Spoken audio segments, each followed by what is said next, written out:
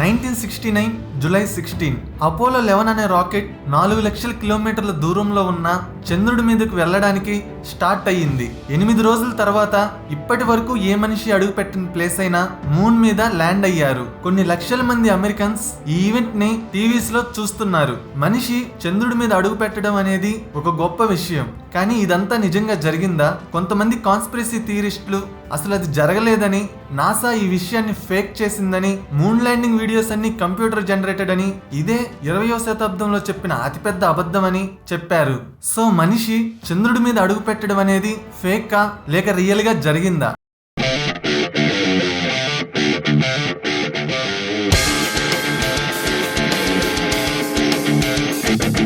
ఒక్కసారి NASA official గా release చేసిన ఫుటేజ్ అబ్జర్వ్ చేస్తే చాలా విషయాలు మనం తెలుసుకోవచ్చు. ఈ ఫుటేజ్ లో నీల్ ఆర్మ్స్ట్రాంగ్ చంద్రుడి మీద అడుగు పెట్టబోతున్నాడు. ఒక్కసారి తన వెనుక గమనిస్తే దూరంగా ఆకాశంలో ఉన్న స్టార్స్ మిస్ అయ్యాయి. ఈ ఫుటేజ్ లో చంద్రుడి మీద గాలి లేకపోయినా కూడా అమెరికన్ ఫ్లాగ్ కదులుతుంది. ఈ ఫుటేజ్ లో లూనార్ ల్యాండర్ చంద్రుడి మీద ల్యాండ్ అయినప్పుడు పడే ఇంపాక్ట్ నేల మీద కనిపించడం లేదు. అంత పవర్ఫుల్ రాకెట్ ల్యాండ్ అయినప్పుడు కనీసం కొంచెమైన ఇంపాక్ట్ నేల మీద కనిపించాలి, కానీ కనిపించడం లేదు. ఇలాంటి చాలా ఎవిడెన్సెస్ మనిషి చంద్రుడి మీద అడుగు పెట్టలేదనే విషయానికి బలాన్ని చేకూర్చాయి. అసలు ఏం జరిగిందో చెప్పే ముందు ఒక్కసారి 1950s లోకి వెళ్ళాలి. వరల్డ్ వార్ 2 తర్వాత 1950s లో ప్రపంచాన్ని డామినేట్ చేయాలని రష్యా, అమెరికా ప్రతి ఒక్క విషయంలో పోటీ పడుతున్నాయి. 1957 అక్టోబర్ 4న ప్రపంచంలోనే మొట్టమొదటి శాటిలైట్ ని లాంచ్ చేసిన కంట్రీగా రష్యా నిలిచింది. అది చూసి అమెరికా షాక్ అయ్యింది. మేం కూడా శాటిలైట్స్ ని లాంచ్ చేయగలమని చెప్పి అమెరికా నాసాని స్థాపించింది. ఆ టైంలో రష్యా శాటిలైట్స్ ని లాంచ్ చేయగలుగుతుంటే అమెరికా మాత్రం రాకెట్స్ ని కనీసం గ్రౌండ్ నుండి పైకి పంపించలేకపోతుంది. మళ్ళీ 1957 నవంబర్ లో రష్యా లైకా అనే స్ట్రీట్ డాగ్ ని రాకెట్ లో పంపింది. స్ట్రీట్ డాగ్ ని మాత్రమే సెలెక్ట్ చేసుకోవడానికి కారణం అవి మాత్రమే టెంపరేచర్ ఎలా ఉన్నా, తిండి ఉన్నా లేకపోయినా తట్టుకోగలవని. కానీ పైకి వెళ్ళిన కొన్ని గంటల తర్వాత ఆ రాకెట్ లో టెక్నికల్ ఫెయిల్యూర్ వచ్చి ఓవర్ హీట్ అవ్వడం వల్ల డాగ్ చనిపోయింది. కానీ 1960లో 2 డాగ్స్ ని స్పేస్ లోకి పంపి సేఫ్ గా తిరిగి భూమి మీదకి తీసుకొచ్చింది రష్యా. తర్వాత 1961లో రష్యా ఒక మనిషిని సక్సెస్ఫుల్ గా స్పేస్ లోకి పంపింది. సో ఇవన్నీ చూశాక రష్యాని ఎలా అయినా స్పేస్ రేస్ లో ఓడించాలని అమెరికన్ గవర్నమెంట్ నాసా మీద ఒత్తిడి పెంచింది. అప్పటి అమెరికన్ ప్రెసిడెంట్ అయిన జాన్ ఎఫ్ కెన్నెడీ మనిషిని స్పేస్ లోకి మాత్రమే పంపించగలిగింది రష్యా. కానీ మేము ఇంకొక 10 సంవత్సరాల్లో మనుషుల్ని చంద్రుడి మీదకు పంపుతామని అమెరికన్ ప్రజలకు 1961లో ప్రమాణం చేశాడు. ఇంతలోనే 1966లో రష్యా పంపిన Luna space craft moon images తీసి పంపేసరికి అమెరికా ఆశ్చర్యపోయింది. ఫస్ట్ శాటిలైట్ ని వాళ్ళే లాంచ్ చేశారు, స్పేస్ లోకి ఫస్ట్ మనిషిని వాళ్ళే పంపించారు, ఫస్ట్ మూన్ ఇమేజెస్ ని వాళ్ళే తీశారు. అట్లీస్ట్ ఈసారి చంద్రుడి మీదకి ఫస్ట్ మేమే వెళ్ళాలని అమెరికా అనుకుంది. దానికోసం అపోలో మిషన్ ని స్టార్ట్ చేసింది. కానీ 1960sలో మూన్ మీదకి వెళ్ళడం అనేది సాధ్యం అయ్యేది కానీ మళ్ళీ తిరిగి భూమి మీద సేఫ్ గా ల్యాండ్ అయ్యే టెక్నాలజీ లేదు.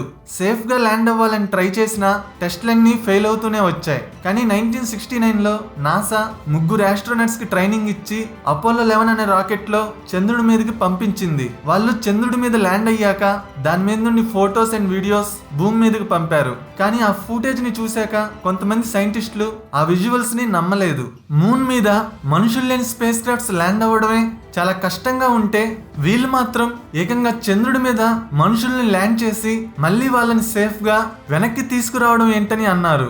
ఆ విజువల్స్ మొత్తం ఏదో డెసర్ట్ లో షూట్ చేశారని, ఆ డెసర్ట్ ఏరియా 51 అయి ఉంటుందని, అందుకే ఏరియా 51లోకి నార్మల్ పర్సన్స్ వెళ్ళడానికి అనుమతి ఇవ్వడం లేదని కొంతమంది కాన్స్పిరసీ థియరిస్టులు అన్నారు. వాళ్ళు ఇంకా చాలా విషయాలు బయటికి చెప్పారు.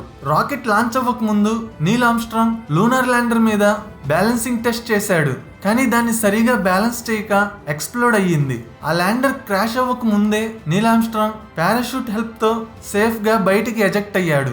ఇంత కంట్రోల్డ్ ఎన్విరాన్మెంట్ ఉన్న భూమి మీదే లూనార్ ల్యాండర్ ని కంట్రోల్ చేయకపోతే అసలు ఏమీ తెలియని చంద్రుడి మీద ఎలా ల్యాండ్ చేశారు? అంత పెద్ద వెహికల్ ల్యాండ్ అవుతుంటే నేల మీద కనీసం చిన్న ఇంపాక్ట్ కూడా లేదు. ఫుట్ ప్రింట్స్ విషయానికి వస్తే అలాంటి ఫుట్ ప్రింట్ చంద్రుడి మీదే కాదు, ఏరియా 51 మీద కూడా క్రియేట్ చెయ్యొచ్చు. ఒకవేళ ఈ మూన్ ల్యాండింగ్ మొత్తం స్టూడియోలో షూట్ చేస్తుంటే దానికి ప్రూఫ్స్ ఏవి? ప్రూఫ్స్ అన్ని నాసా వాళ్ళు రిలీజ్ చేసిన ఫోటోస్ అండ్ వీడియోస్ లోనే ఉన్నాయి. ఈ ఫుటేజ్ లో ఆస్ట్రోనట్స్ ని అబ్జర్వ్ చేస్తే 1/6 పార్ట్ ఆఫ్ ఎర్త్ గ్రావిటీ ఉండే ప్లేస్ లో నడుస్తున్నారు. కానీ ఫుటేజ్ స్పీడ్ డబుల్ చేసి చూస్తే వాళ్ళు భూమి మీద నడిచినట్టే ఉంటుంది. లూనార్ రోవర్ ఫుటేజ్ ని కూడా డబుల్ చేసి చూస్తే ఇంకా క్లారిటీగా అర్థమవుతుంది వాళ్ళు భూమి మీదే ఉన్నారని. చంద్రుడి మీద అసలు గాలి లేనప్పుడు ఈ అమెరికన్ ఫ్లాగ్ ఎందుకు కదులుతుంది? ఎందుకంటే అది ఏరియా 51 లో షూట్ చేశారు కాబట్టి. ఫొటోస్ ని అబ్జర్వ్ చేస్తే ఇంకా చాలా విషయాలు తెలుస్తాయి. చంద్రుడి మీద ఉన్నప్పుడు వాళ్ళకి ఉన్న ఒకే ఒక్క లైట్ సోర్స్ సూర్యుడు.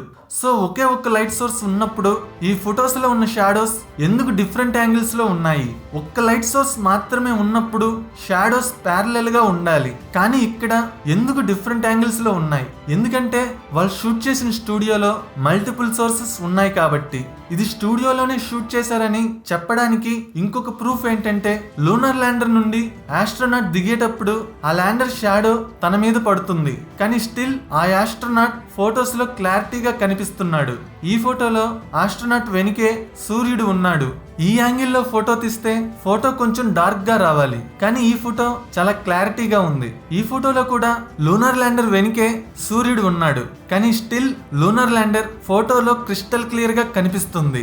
ఎందుకంటే వెనుక ఉండే సూర్యుడు కంప్యూటర్ జనరేటెడ్ కాబట్టి. ఈ క్లిప్ డే 1 షూట్ చేసినది, ఈ క్లిప్ వేరే లొకేషన్ లో డే 2 షూట్ చేసినది. కానీ ఒక్కసారి ఈ రెండు క్లిప్స్ ని సూపర్ ఇంపోజ్ చేస్తే ఒకటి అర్థమవుతుంది. ఈ 2 క్లిప్స్ సేమ్ లొకేషన్ లో షూట్ చేసి వాటిని ఎడిట్ చేశారని. ఫొటోస్ లో క్రాస్ హెయిర్స్ అనేవి ఎప్పుడూ ఇమేజ్ పైనే ఉండాలి, కానీ కొన్ని ఫొటోస్ ని అబ్జర్వ్ చేస్తే క్రాస్ హెయిర్స్ అనేవి ఆబ్జెక్ట్ వెనుక ఉన్నాయి. ఈ ఫోటోలో క్రాస్ హెయిర్ రోవర్ వెనుక ఉంది, ఈ ఫోటోలో క్రాస్ హెయిర్ ఫ్లాగ్ వెనుక ఉంది. నిజంగా అవి కంప్యూటర్ జనరేటెడ్ ఇమేజెస్ కాకపోతే క్రాస్ హెయిర్స్ ఆబ్జెక్ట్స్ వెనుక ఎందుకు ఉన్నాయి? యాక్చువల్లీ 1967 లోనే నాసా మనిషిని చంద్రుడి మీదకి పంపడానికి ట్రై చేసింది, కానీ అపోలో 1 ని నాసాలో టెస్ట్ చేసేటప్పుడు అందులో మంటలు వచ్చాయి. ఆ మంటల వల్ల లోపల ఉన్న 3 ఆస్ట్రోనాట్స్ బయటికి రాలేక లోపలే చనిపోయారు. కానీ కొంతమంది అది యాక్సిడెంట్ కాదని ఇంటెన్షనల్ గా చేశారని చెప్తారు. ఎందుకంటే మూన్ ల్యాండింగ్ ని నాసా ఫేక్ చేయాలని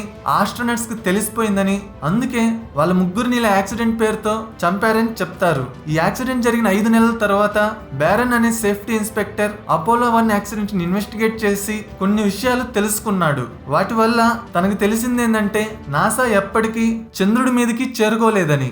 ఈ విషయం పబ్లిక్ కి చెప్పాడు. అలా చెప్పిన ఒక వారం తర్వాత బ్యారన్ ఒక యాక్సిడెంట్ లో చనిపోయాడు. సో ఇది కోఇన్సిడెన్సా లేక అతనికి నిజం తెలిసిపోయిందని నాసానే అతన్ని చంపించిందా? అపోలో 1 యాక్సిడెంట్ మీద అతను తయారు చేసిన రిపోర్ట్ ఇప్పటికీ బయటికి రాలేదు. ఈ విధంగా 1964-1967 మధ్యలో మొత్తం 10 మంది ఆస్ట్రోనాట్స్ చనిపోయారు. ఈ విషయాలన్నీ నేను చెప్పేవి కాదు, కొంతమంది కాన్స్పిరసీ థియరిస్టులు చెప్పినవి. సో అపోలో మిషన్ $40 బిలియన్ పెట్టి తీసిన అతిపెద్ద బడ్జెట్ మూవీయా లేక నిజంగానే మూన్ మీదకి రాకెట్ ని పంపించారా? చంద్రుడి మీదే వదిలేసిన లూనార్ రోవర్, అమెరికన్ ఫ్లాగ్ ఇలాంటి వస్తువులన్నీ అక్కడే ఉన్నాయో లేదో తెలుసుకుంటే ఈ విషయం ఫేక్ ఆర్ రియల్ తెలుస్తుంది. కానీ అంత డీటెయిల్డ్ గా చంద్రుడిని అబ్జర్వ్ చేసే అంత టెలిస్కోప్స్ లేవు. ఇప్పటి వరకు ఓన్లీ అమెరికా మాత్రమే చంద్రుడి మీదకి మనిషిని పంపించగలిగింది. ఇప్పుడు మీకు కొన్ని డౌట్స్ రావచ్చు, 1960s లోనే చంద్రుడి మీదకి వెళ్ళిన మనుషులు ఇప్పుడు ఎందుకు వెళ్ళలేకపోతున్నారు అని. ఎందుకంటే చంద్రుడి మీదకి వెళ్ళడానికి అయ్యే ఖర్చు చాలా ఎక్కువ.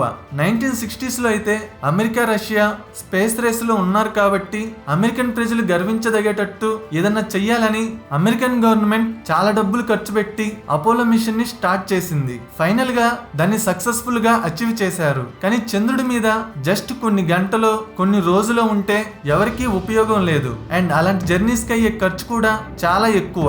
సో జస్ట్ కొన్ని గంటలు చంద్రుడి మీద స్పెండ్ చేయడానికి అన్ని డబ్బులు ఖర్చు పెట్టడం ఎందుకని అమెరికా అనుకుంది. అందుకే ఈసారి మూన్ మీదకి వెళ్తే కనీసం కొన్ని సంవత్సరాల పాటు అక్కడే ఉండి రీసెర్చ్ చేసేటట్టుగా ప్లాన్ చేయాలని అనుకున్నారు. అందుకే నాసా 2004లో మళ్ళీ చంద్రుడి మీదకి మనిషిని పంపించడానికి ప్రాజెక్ట్ స్టార్ట్ చేసింది. కానీ ఈసారి మాత్రం చంద్రుడి మీద మనిషి కొన్ని సంవత్సరాలు ఉండే విధంగా దానికి కావాల్సిన అడ్వాన్స్డ్ టెక్నాలజీ తక్కువ ఖర్చు అయ్యేలా అండ్ బాగా సేఫ్ గా ల్యాండ్ అయ్యేటట్టు చూసుకుంటుంది.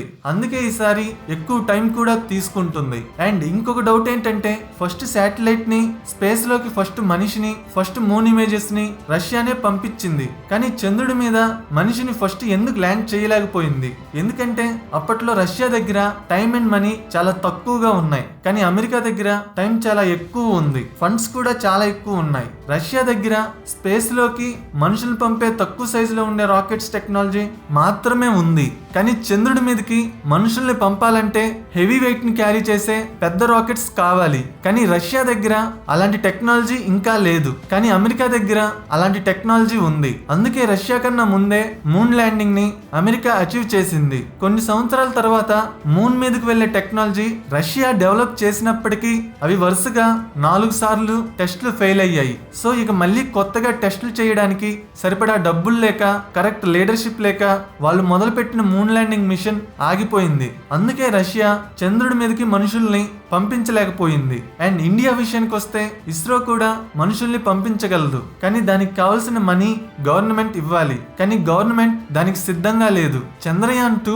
ఈ ఇయర్ మార్చ్ లో లాంచ్ చేయబోతున్నారు. యాక్చువల్ ఈ ప్రాజెక్ట్ ని 2007 లో రష్యా అండ్ ఇండియా కలిసి స్టార్ట్ చేశాయి.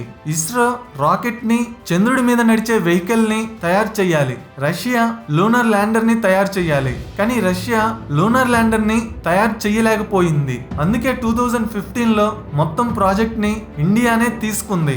సో ఇప్పుడు టోటల్ ప్రాజెక్ట్ ఇండియాలోనే తయారవుతుంది. ఈ మిషన్ లో మూన్ మీదకి ఒక రోవర్ ని పంపించి అక్కడ ఉండే సాయిల్ కి సంబంధించిన ఇన్ఫర్మేషన్ ని, ఫొటోస్ ని, వీడియోస్ ని భూమి మీదకి పంపించాలి. సో మన వాళ్ళు చంద్రుడి మీద మనుషుల్ని ల్యాండ్ చేయకపోయినా వాళ్ళకు ఉన్న బడ్జెట్ లో అట్లీస్ట్ చంద్రుడి మీద లూనర్ రోవర్ ని ల్యాండ్ చేస్తున్నారు. సో అంత తక్కువ ఖర్చుతో ఇస్రో ఇవన్నీ చేయగలుగుతుందంటే మనందరం బాగా గర్వించదగ్గ విషయం. సో ఫ్రెండ్స్, ఇదే మూన్ ల్యాండింగ్ కాన్స్పిరసీ థియరీ. నా ఎక్స్ప్లెనేషన్ నచ్చితే వీడియోని లైక్ చేసి షేర్ చేయండి. ఇలాంటి ఇంట్రెస్టింగ్ వీడియోస్ కోసం ఛానల్ ని సబ్స్క్రైబ్ చేయండి. Thank you.